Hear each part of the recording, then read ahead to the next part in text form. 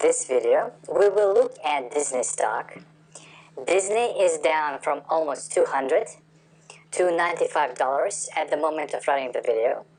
So the question is Disney a good buy at this price level? Can it fall even further?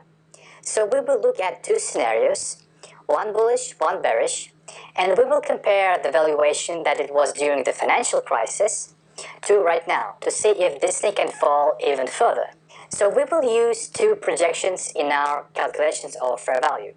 So we will try to come up with the fair value of Disney stock using the bullish and the bearish case scenario. So let's get started. First of all, if you want to get updates about Disney or other investment ideas, you can subscribe to the channel by pressing the subscribe button under the video. You will not miss a single new video. Okay, if we look at Disney chart, we can see that the stock is down from almost $200 to $95 per share. So the question is the stock a good buy at $95 per share? To answer this question, we will use two projections, one bullish case scenario and one bearish case scenario. So in the bullish case scenario, we will compare the valuation that it was during the last 3 years. We will use enterprise value to EBITDA as a valuation metric.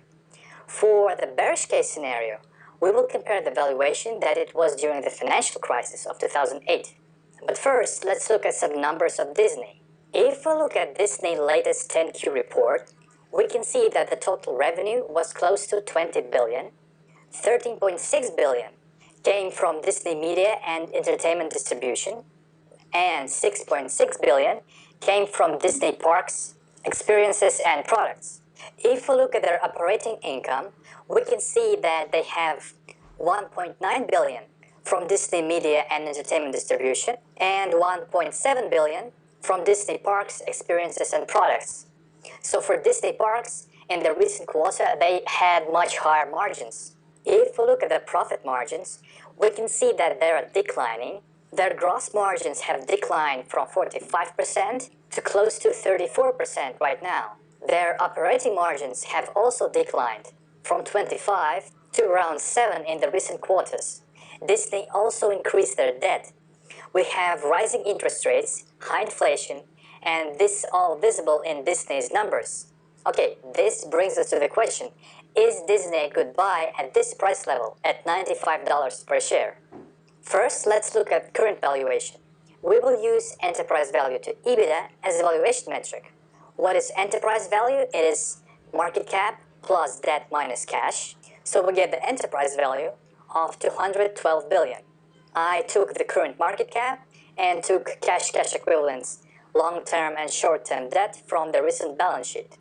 Analysts are projecting for the EBITDA to be around $18.7 billion in 2023, which gives us the valuation of EV to EBITDA of close to 11.3.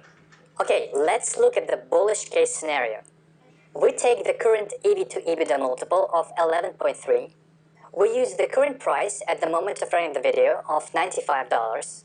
We use the EV to EBITDA multiple of 20.